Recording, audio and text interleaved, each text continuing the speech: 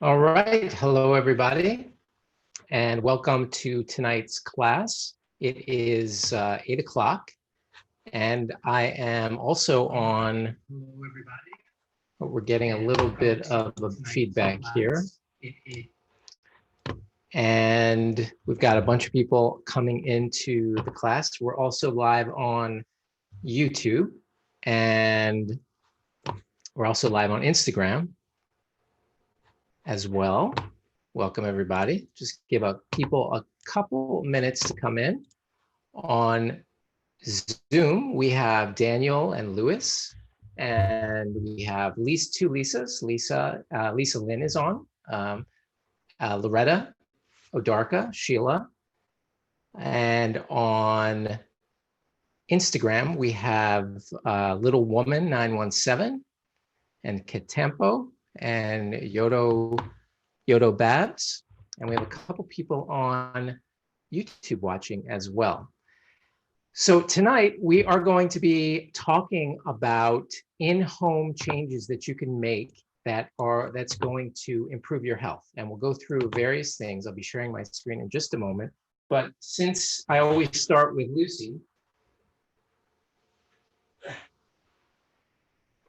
Lucy is feeling much better than last week. She got spayed last week, and unfortunately she has her collar on. Unfortunately, she doesn't like it too much, but she is doing much better now, and we'll get that off soon. So I always show her in the very beginning. We have a bunch of people coming on as well. Kristen Angel and Leah Weiss are on, as well as Molly the Ketosaurus Rex. I like that, very good. And then we have a couple people on YouTube as well. All right, so let's get started. Let me share my screen here. 1 second.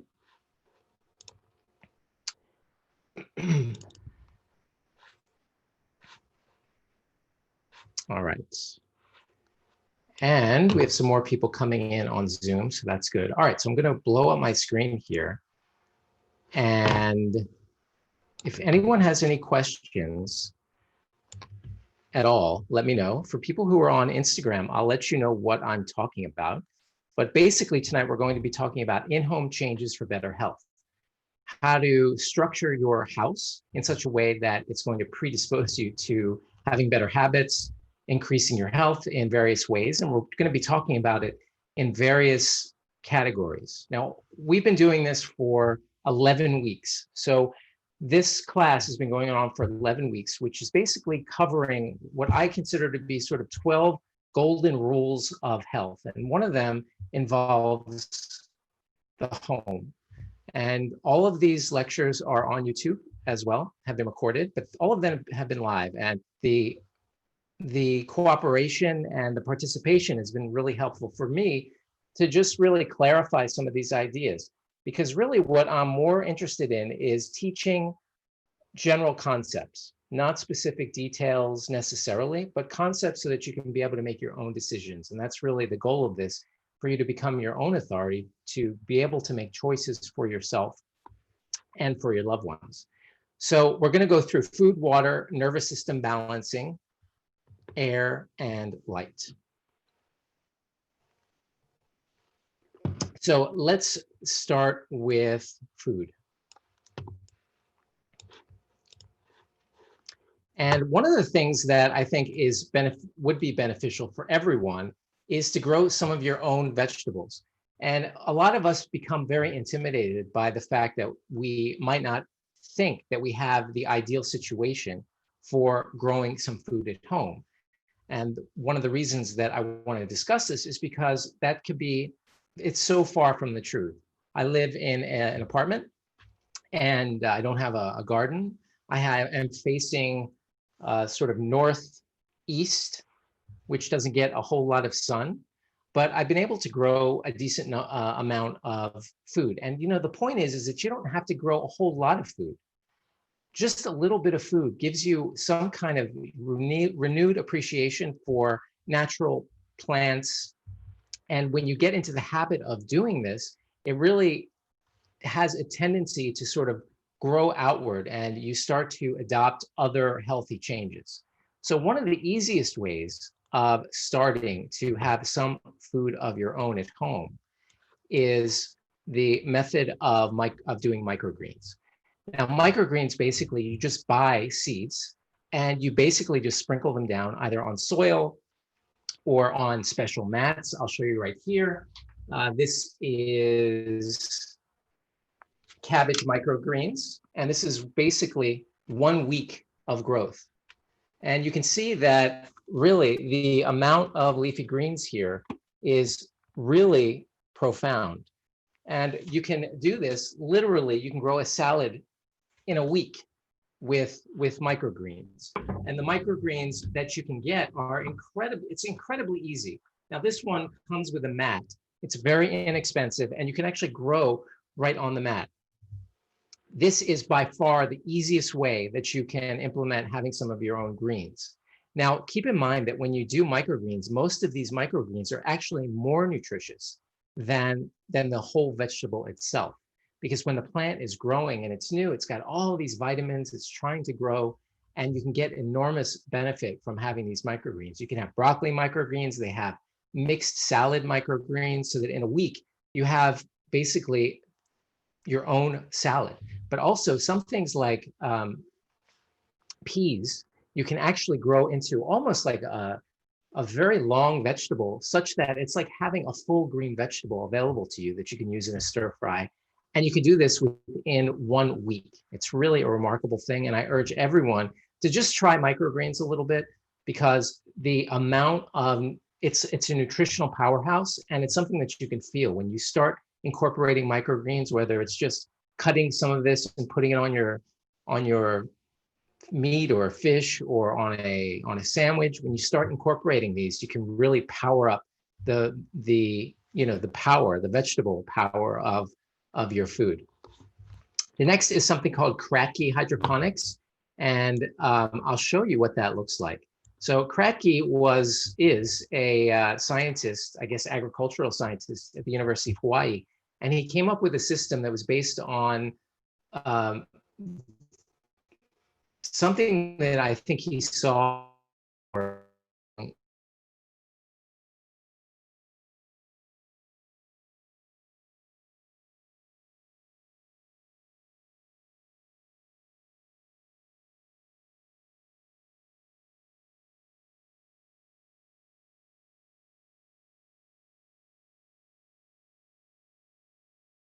And grow algae. And growing in here is a type of lettuce. It's called komatsuna. It's a Japanese lettuce. And you can see it here on Instagram.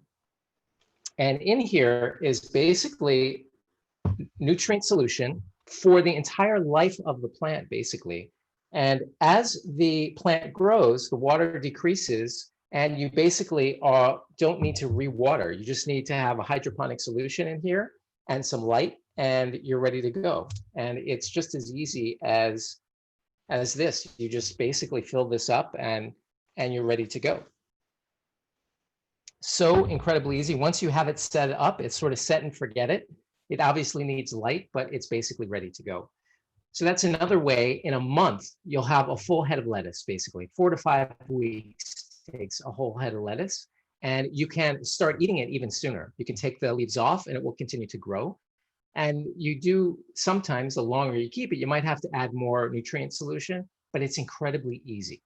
The next method is something called the double cup method, which is basically you just take 2 party cups, and in the party cups, one in here, you basically open up the cup and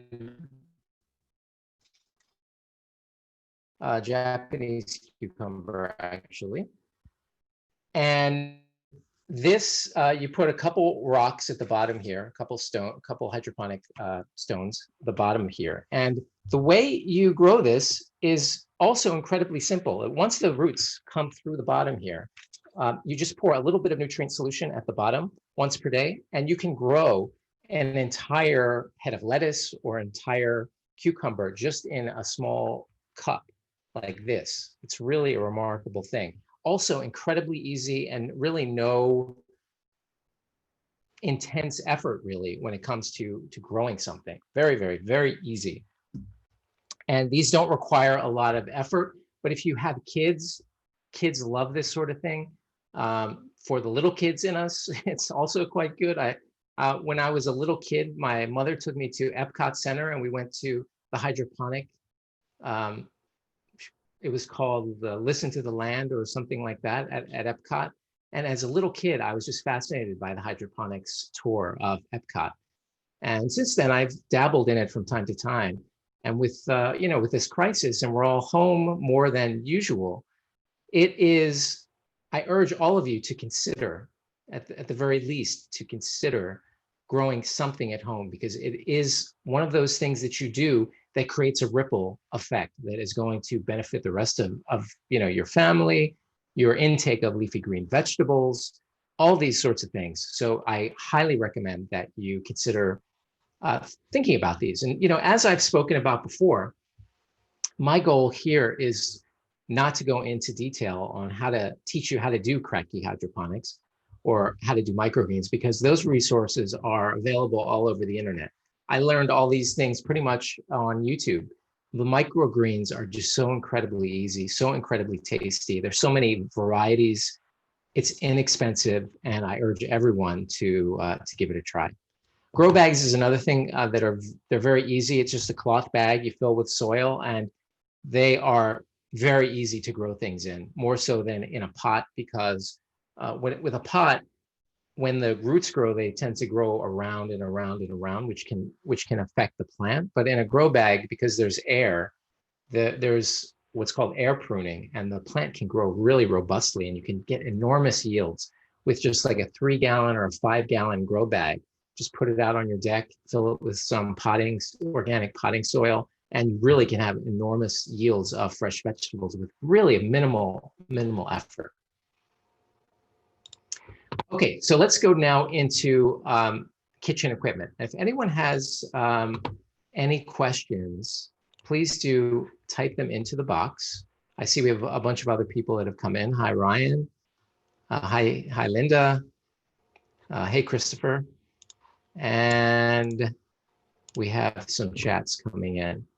So Loretta's asking me what I use for grow lights. So I have actually, I'm propping up my Instagram, but I bought these grow lights. There's so many. I'm not going to go into details on all the. This is the grow light that I use, that I put just in a lamp that's right near where I grow things. There are so many options for grow lights, and a lot of YouTube review videos. I'm definitely not an expert. The ones that I have, these grow lights from GE that I have, tend to be working just fine. I also have another grow light that was like $20 on Amazon. It's like the bestseller when you type in grow light. So Molly's asking if this is how I grow miracle noodles. So, okay, let's go into kitchen equipment. All right, now kitchen equipment. So you don't need equipment to be healthy. That's the first thing I want to say. You don't need that, but there are certain things that you can do that are going to make you more likely to get nutrients into yourself. So one of the first things is juicing. For some reason, juicing has gone out of style. I really don't know why juicing has gone out of style. One of the reasons is because a lot of people that are saying things bad about juicing tend to sell a super green or polyphenol drink of some sort. And then they make these claims about certain myths about juicing. Now, we are, as humans, essentially juice extractors. That's how one juicing expert describes it. And he's right. Think about it. Our job during digestion is to break down the food such that it gets absorbed, and it gets absorbed mainly as a liquid. So our bodies we are human juicers. And if there is a way that we can get more of the benefits of these ingredients in the plants, as an example, in a form that is readily absorbable and digestible, then we're making it that much more easier and that much more likely that we're going to be getting the benefits. Now, I can tell you that there is some commitment to juicing, and but I can tell you that the juicing, getting into a juicing habit once a day, vegetable juicing that is, we'll get into a little bit of the specifics on that as we go on, but there's no other way for you to get the amount of vegetables that you can get from juice. So let's go through some of the myths of juicing. And again, it's one of those things that should never have fallen out of favor. I don't really understand. Again, there's a lot of profit motive as to why some of the myth, some of the juicing isn't as popular as it used to be. So myth number one is all the good stuff is discarded. You hear that all the time when people are talking about juicing. And this is one of those things that is totally false. Now, obviously, we need fiber. There's no question that fiber is incredibly valuable. Soluble fiber is even more valuable than insoluble fiber. There are some people that have a genetic SNP, which is like which is something that's in the genes called the single nucleotide polymorphism, that basically they don't process insoluble fiber that greatly. And so for those people, the insoluble fiber is not good for them. For other people, insoluble fiber is good for them. But the point here is that, and we're now talking sort of about myth one and myth two, is soluble fiber is soluble. So when you are juicing, you are getting soluble fiber. It's dissolving into the juice. That's why when you juice, it's often milky and difficult to see through, because you're getting all of the soluble fiber from the plant that's going in there. Now, there are lots of ways of using the discarded pulp, but the nutrients, the phytonutrients, the minerals, and all the beneficial ingredients that are in the plant, they're going to be in the juice. Now, there are lots of juicers out. A lot of us have, Jacqueline is asking if she could juice and take a fiber supplement. You can juice and take a fiber supplement, absolutely, if you feel like you're not getting enough fiber. But my point is that when you are juicing, you're getting soluble fiber. You're not getting insoluble fiber, but you're getting soluble fiber. Now, I tend to actually make a cracker from the discarded pulp.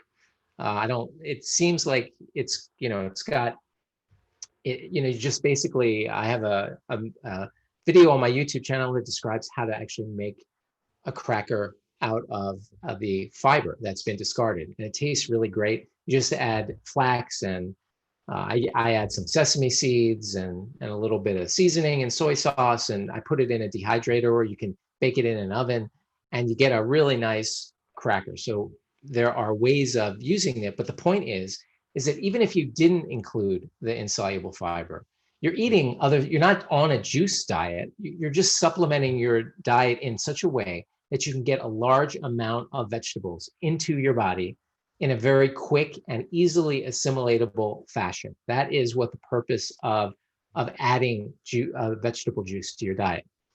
There are lots of different types of juicers out there. I'm not going to go into that. I happen to have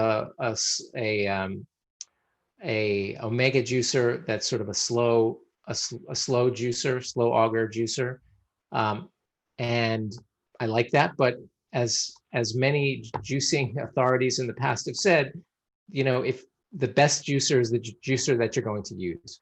So if a lot of us have one sitting in some corner, remote corner of our house that we bought from a TV infomercial in the 1990s or early 2000s, and or if you don't have one, you can pick one up for incredibly cheap because everyone else has one that's sitting in a corner of their house that they haven't used for 15 years, and they have it on eBay for they just want to get it off their hands. So if you want to incorporate juicing, I highly recommend vegetable juicing. Now, myth number three is it has no protein. Well, the truth is that if you eat a large salad, right, big, large salad, you're going to get, depending on what the ingredients of the salad is, you can get a good 10 to 20 grams of protein from the vegetables. So this is a myth. If you are juicing, which when I juice, I mean, we're talking about celery and lettuce and fennel and a whole host of things. If I were to put that in a big salad, it would be a humongous salad. You would never be able to eat that much vegetables. I mean, your jaw would be tired. And I remember when I was living in Santa Monica, there was a salad place that was down the street, and people would go there to get their humongous salad at lunchtime. And they had the nice silver, nice stainless steel bowls, and the bowls were like, twice the size of people's heads.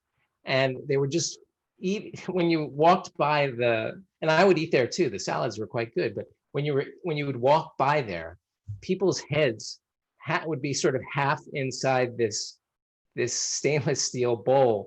And it honestly, like when you go to a horse farm and the horse has sort of a feed bag and they're, chomping away, that's exactly what it looked like. You don't have to chomp away like that. I would certainly recommend that you have a salad every day, a big salad at that. But if you want to superpower yourself with all the chemical messengers that are in leafy green vegetables, the only way you can get the maximal amount of these vegetables is by juicing. Now, again, I'm not saying that you have to go on a juice fast or anything of that sort, but by incorporating one big vegetable juice per day or every other day, I absolutely guarantee you're going to feel better. There's no question about it.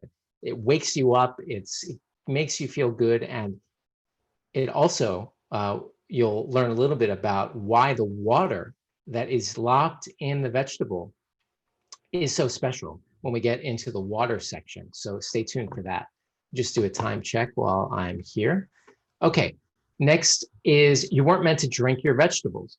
Well, this goes back to this sort of argument that some health authorities say is that we want to try to maintain sort of the most natural way of eating things that we've done in the past. Well, again, we are dealing with a situation where we are being assaulted by chemicals and you name it. And the beneficial effects, the detoxification effects, the upregulation of enzymes that happen that help you detoxify and deal with your environment, you're never going to get the volume and the amount unless you're just eating leafy greens all day. And most of us are not chewing our leafy greens that much. So, as a society, we've sort of lost the ability to chew the way we were supposed to chew.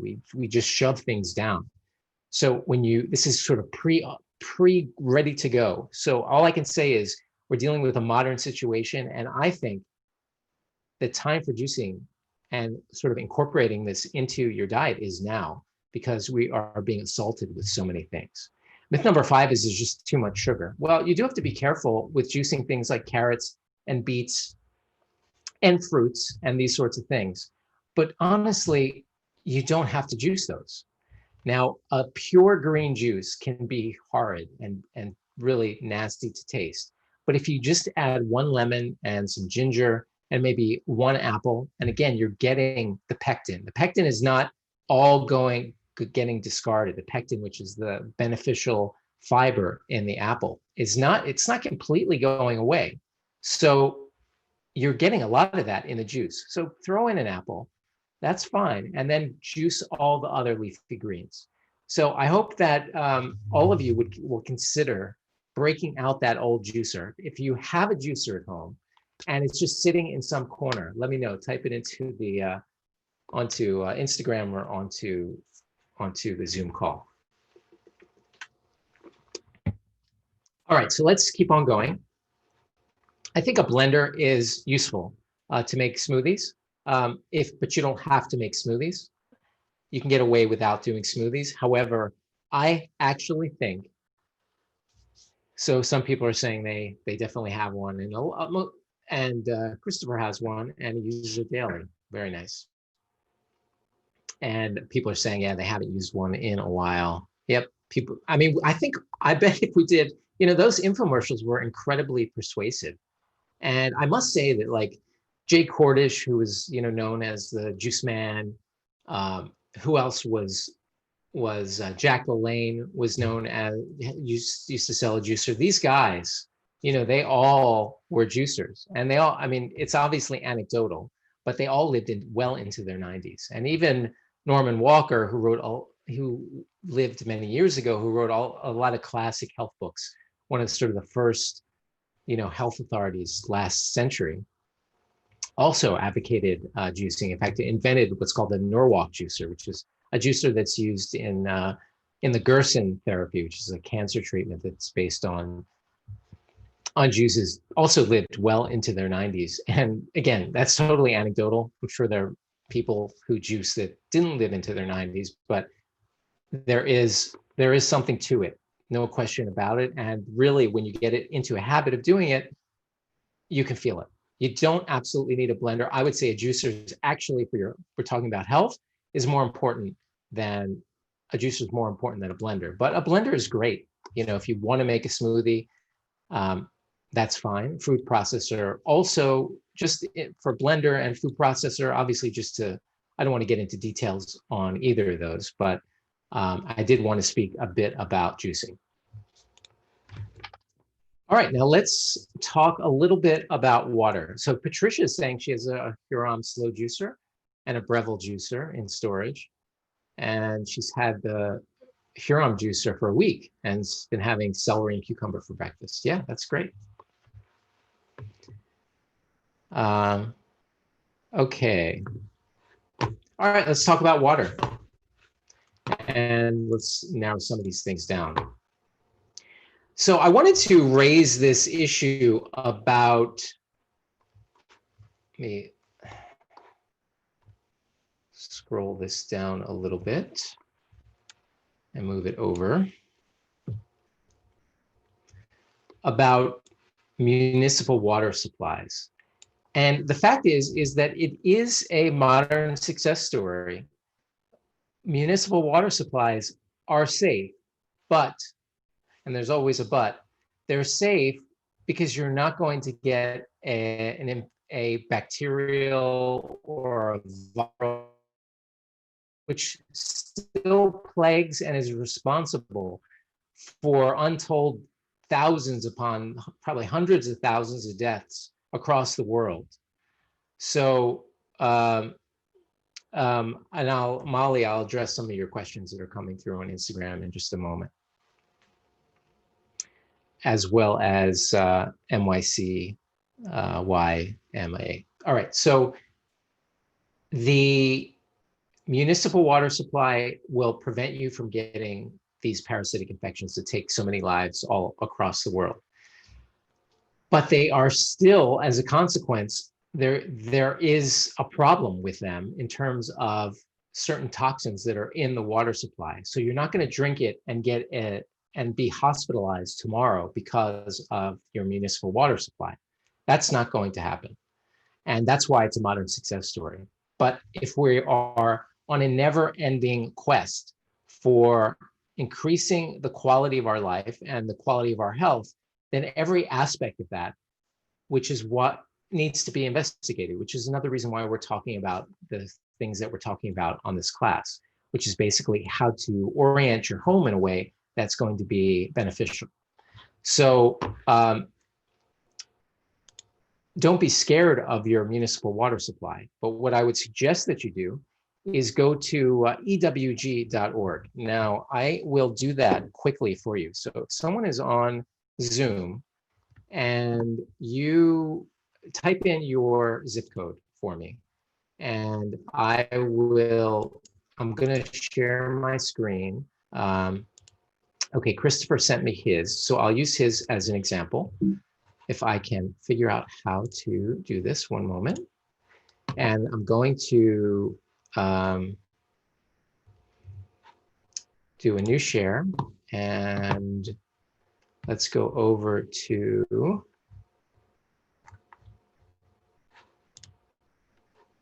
my browser, if I can find it. Okay. Let's see here. Well, I might not be able to do it, unfortunately. Oh, here we go.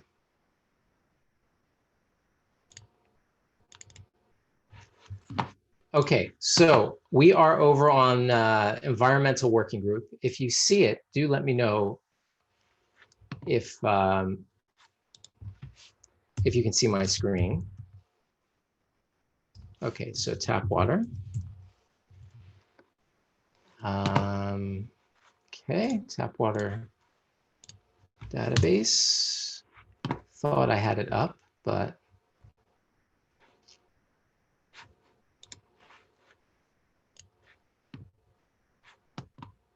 oh, here we go. Okay, so now let's go over to the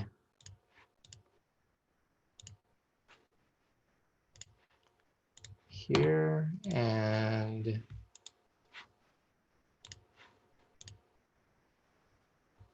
let's see.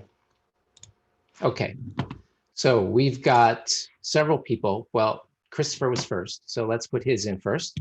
This is 08534. And I believe he's here in Pennington. And this will tell you essentially what's in your water supply. Now, keep in mind that I'm glad you can see the screen. That okay, so this is Pennington, New Jersey, Pennington Borough, New Jersey. And this data is from 2012 to 2017. And it tells you what kind of things are in your water. So it's 1,000 times the recommended limit to arsenic, as well as a whole host of other things. Now, keep in mind that they're going to list everything possible here. So it shouldn't make you go crazy, but you should just be aware that this is what is in your water supply. There's some radium. And if you put in another one, I'll just, as an example, you'll see really how different these are. We'll just quickly look at Sheila's, Sheila P's 10546, just so you can see the difference. This is Newcastle, Chappaqua, Kitchewan Water District, and you'll see it's somewhat different. And some of these, you know, I don't even know what some of these chemicals are. Most of these actually are related to chlorine and fluoride and processing of those type of things. This gives you a general indication of why it's important for you to have some kind of knowledge of what's going on here. All right, so let's go back to the presentation. If I can find it again. Here we go. Let's see here. Okay. Probably wasn't a good idea to do that. 1 second. All right, so let's chat here and share the screen again.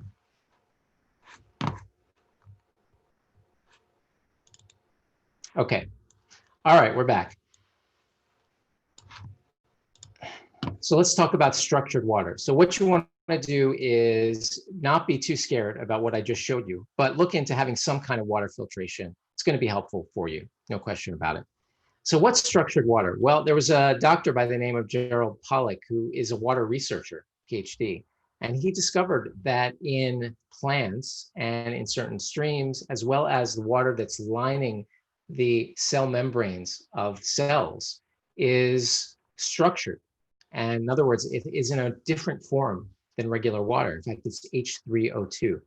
And it's somewhere halfway between a crystal and water. Now, this is incredibly more hydrated, this structured water. And one of the reasons why sometimes you feel like if you're dehydrated and you just drink water, that it just sort of goes through you. If you're drinking structured water, it becomes a lot more hydrating for you. Your body holds onto it a lot more. So how do you get it? Well, vegetable juicing is one way to get it because the water that's locked into vegetables is structured. So it has an additional benefit for that. It's not the same as molecular hydrogen water. Hydrogen water is different than structured water. Hydrogen water is water that is infused with hydrogen, and because it has hydrogen in it, it actually acts as an antioxidant because of the extra electrons that are in the hydrogen. So it's different than hydrogen water. Hydrogen water is something definitely that you can try as well. That's another thing I didn't include in the presentation, but it is different. Now, someone was asking, it was Molly on Instagram, what I felt about the recent fad of celery juice. And I think the benefit of celery juice is, first of all, it's juice. And there's lots of things that are in celery that are really incredibly beneficial. But I think one of the main reasons that the people report such incredible effects when they get into this sort of celery juicing fad is because they're getting an enormous amount of structured water, which is more hydrating. A lot of us are chronically dehydrated. We're not getting enough hydration, mainly because we are not drinking enough water, but also we have to remember that a lot of animals get their water mainly from their food. And if we're not eating very water-rich foods, we're not going to get the same hydration. In fact, there was a very well-known doctor at Johns Hopkins, someone who I've been following for a long time, and I had the opportunity to speak with her on the phone for a couple hours because we have so much in common. And one of the reasons she likes Miracle Noodle so much is because it's 97% water. It is a way of getting structured water into your body. You are getting an enormous amount of water when you eat Miracle Noodles because it's 97% water. And when you add water to a fiber, like chia or like Miracle Noodles for that matter, then what's happening is the water becomes structured when it becomes bound into the fiber. So adding chia seeds until they sort of puff up for a couple minutes into water and drinking that water is going to be a lot more hydrating. Eating water-rich foods is going to be hydrating. Vegetable juicing is going to be hydrating. In fact, one of the initial studies was done on freshly juiced apples to show that it had a different crystalline, different molecular structure, the water that's in there. So it's really, there are miracles happening in this water. And if we can get it in as many ways as possible, one of the ways, of course, is getting juice. Someone's asking about a NutriBullet. NutriBullet's a blender. And so you're not getting juice, you're not extracting the juice. So you're going to get a mixture that's more of a blender. So the difference between that is a blender is going to blend up the fiber and you're not going to get the volume of food, and it can be very, very sludgy. So juicing is always going to be better. A NutriBullet's great for smoothies, though. You want to have like a protein smoothie, and you want to add some greens and some other things as well. Now, sometimes I'll take a green juice, and that I've made with lemon and ginger and a bunch of greens, and then I'll blend in an avocado using a Vitamix, or you could use a NutriBullet, and you can get a whole lot of extra fiber and fat, because a little bit of fat helps your body absorb the beneficial ingredients in the juice, because those ingredients are fat soluble. So you have to have a little bit of, if you have a little bit of fat added, you're actually absorbing a lot more of it. So how can you get it? Well, you can juice, you can add chia, you can get water in your food, like Miracle Noodle or like fresh vegetables. And there are also devices. The devices look a little, I don't know the science behind these devices. They look a little strange. They sort of vortex the water. It's supposed to, it seems a little bit too out there in terms of these devices. And I haven't had enough time to spend to look at the science behind them. But the science is there in terms of structured water. It's just a question of whether these vortexing spinning devices are okay. Ryan's asking if low sodium V8 is okay to drink.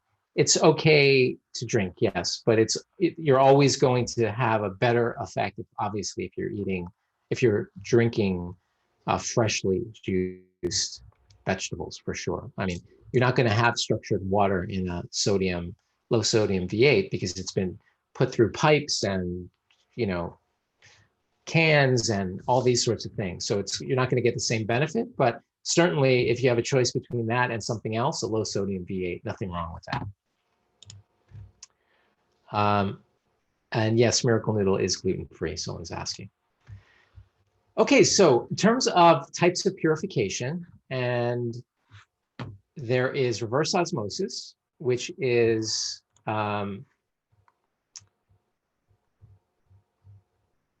one second, just looking at, okay, I am back here. So there's reverse osmosis, which is basically really probably one of the best ways of cleaning the water. And it removes almost everything.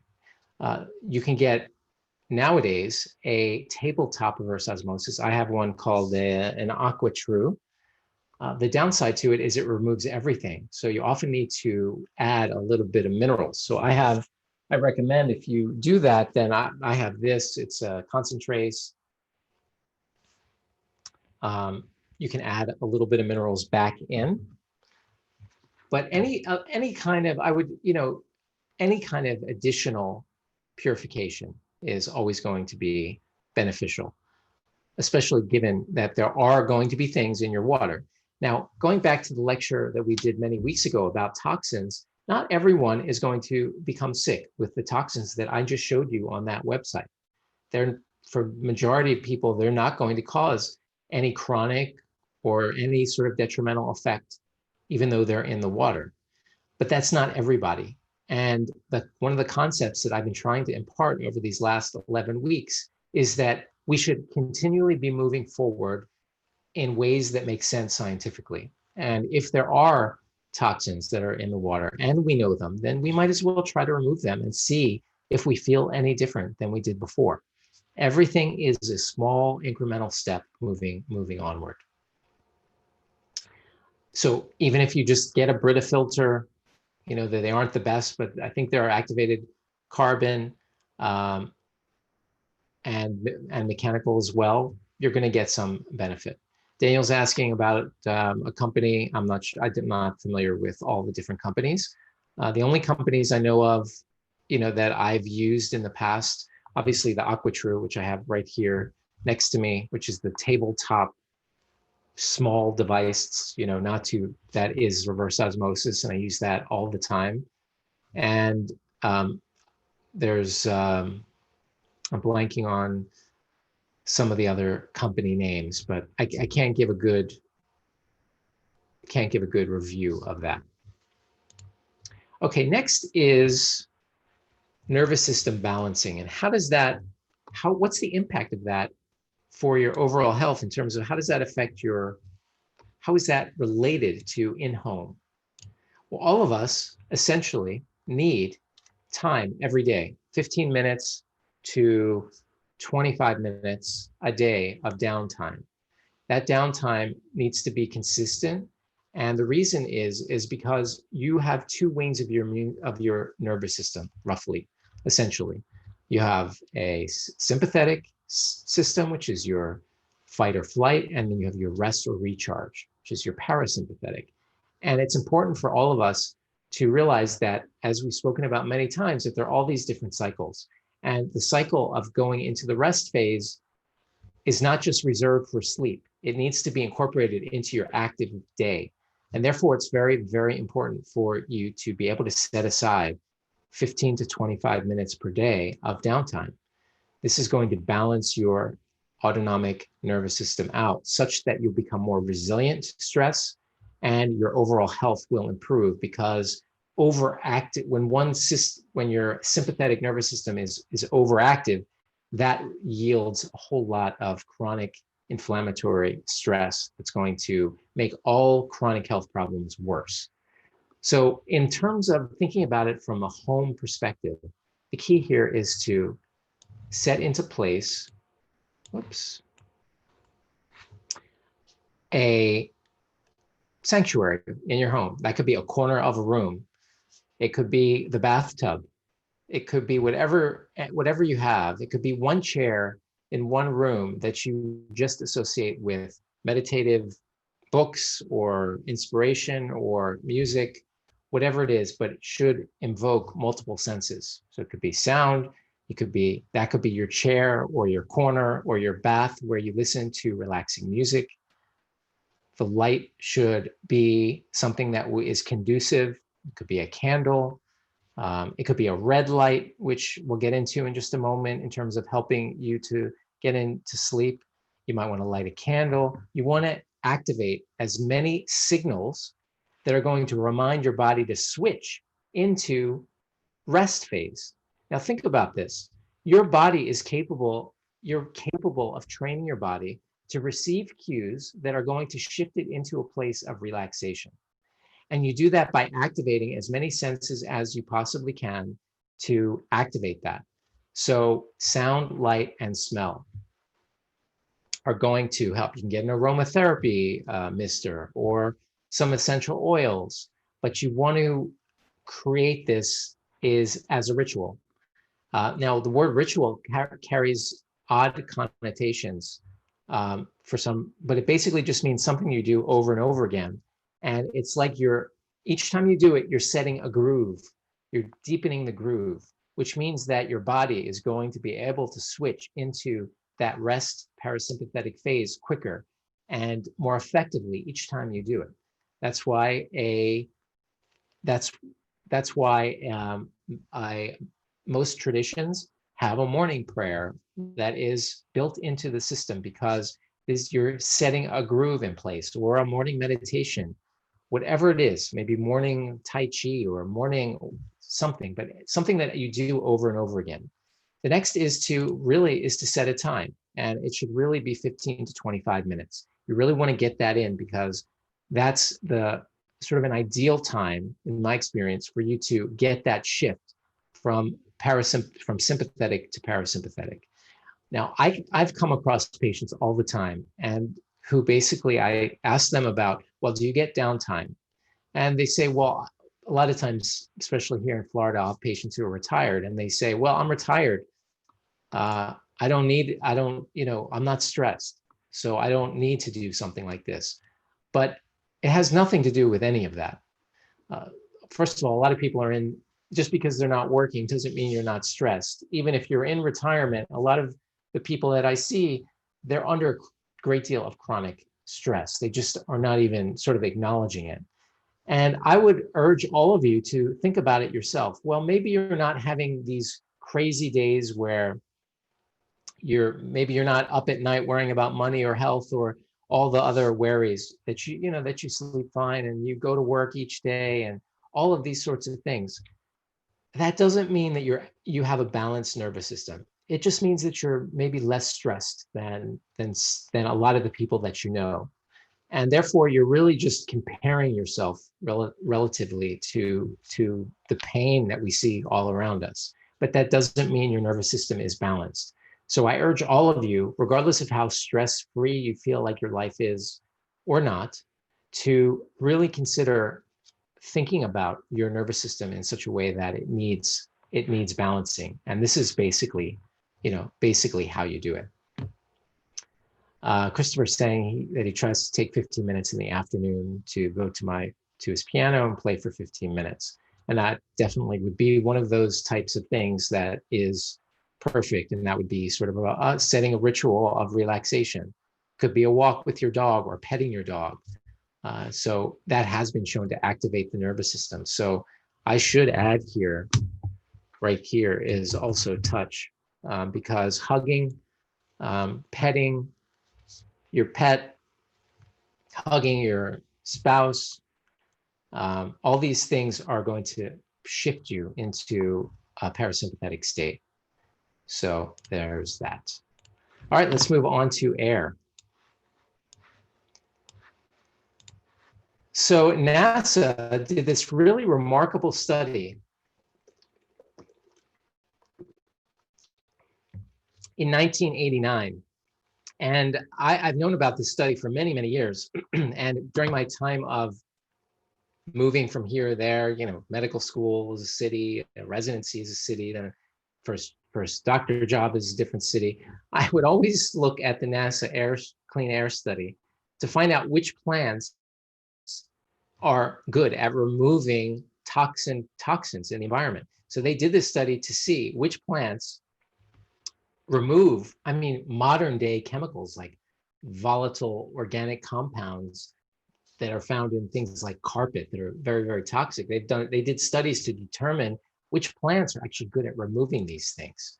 And these are some of the plants. Now, again, my goal here is general concepts. So definitely write down a NASA clean air study and look it up and see if some of the plants that you have in your house are some of these plants, or consider getting these plants into your house. Now, as you know from the beginning of the lecture, I'm a big fan of growing things in the house.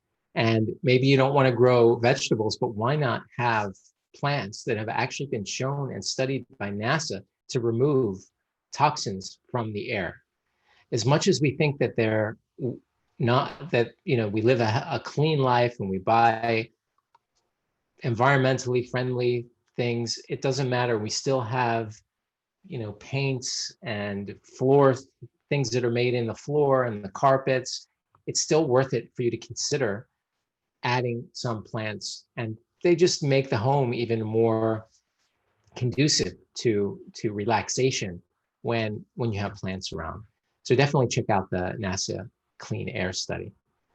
That Daniel's saying he recently read that you need a large amount of plants to effectively clean air, not just one or two.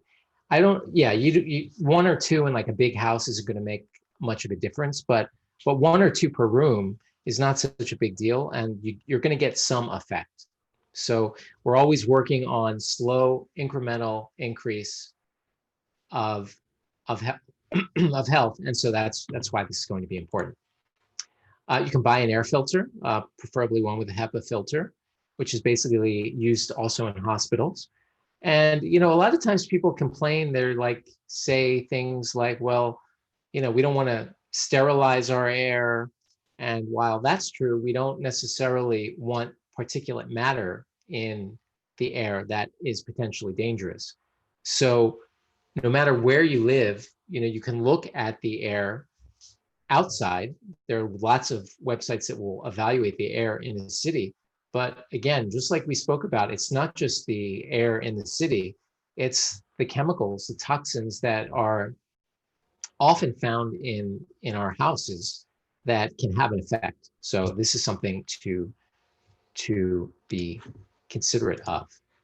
Okay, now we're getting close to the end of the hour, and we have a lot to discuss in terms of light, but we'll go through it very, very quickly. Now, many of you are probably aware that the blue light from screens is going to interfere with your ability to fall asleep. And many health gurus are very fond of prominently wearing their blue blocker glasses at nighttime, because the blue light is going to interfere with your rhythms, your circadian rhythms, to be able to shift your body into going into a sleep state. Now, you can buy blue filters or blue apps that will remove the blue light from your phone and from your screen. And the iPhone has some sort of setting to remove that. It's something to be conscious of. And even with the bulbs, a lot of them are also very, very heavy on blue light. So it's a difficult situation that we put ourselves in, that we like to have really bright lights, but if you're having trouble with sleep specifically, this is something that you should consider paying attention to. The red spectrum is best for helping sleep because it increases melatonin. So you can buy red tinted bulbs that can be helpful with sleep. Just put them on before you go to sleep.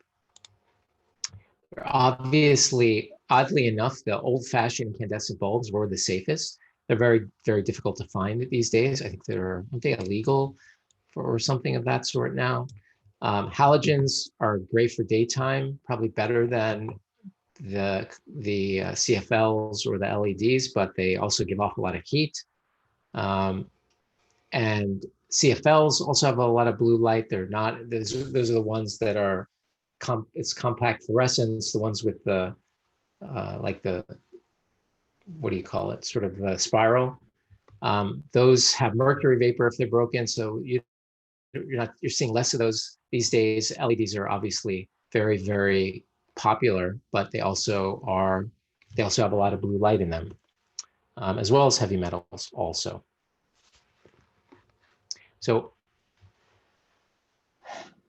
salt lamps, getting a question about salt lamps. What are the benefits of salt lamps? My knowledge of salt lamps is that they release positive ions. So positive ions help with relaxation.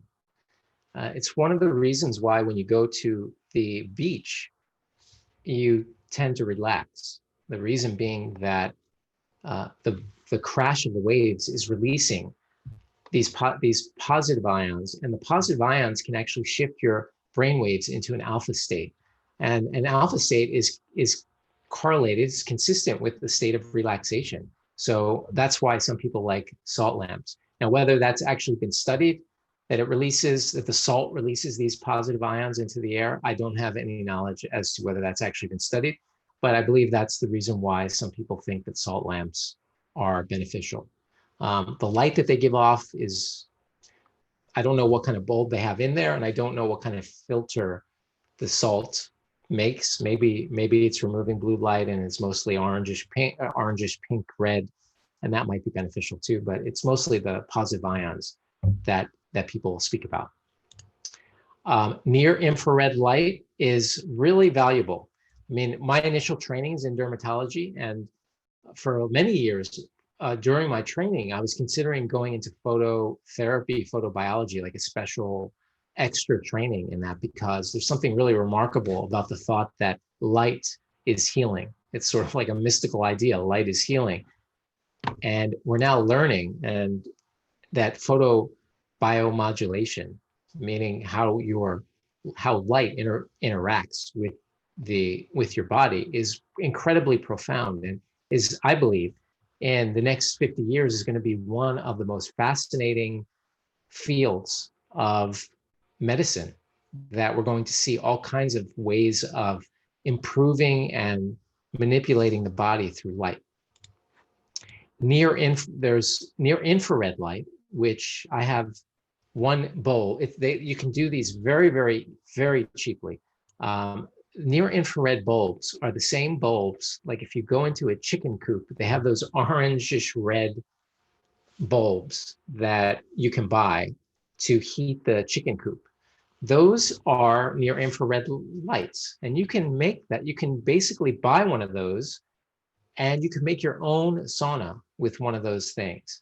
Now, the benefit of near infrared light, as opposed to far infrared, there are various far infrared saunas and near infrared saunas, and they're also near infrared and far infrared combined.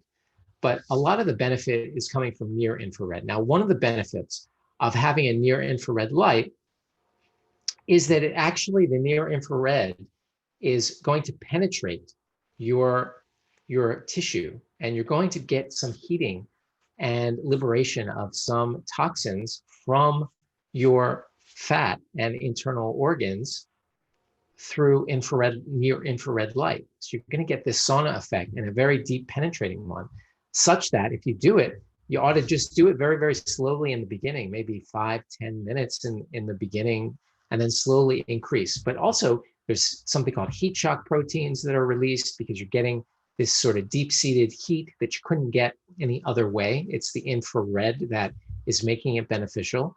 And when you have that on board, it really it makes you feel great, first of all, but you're also getting all these additional benefits as well. So it is very, very cheap. I have one from a company called Sauna Space. It's just one bulb, and you can stand in front of the bulb. They make a whole host of different things, something to look into, but you can also make them very, very cheaply on your own.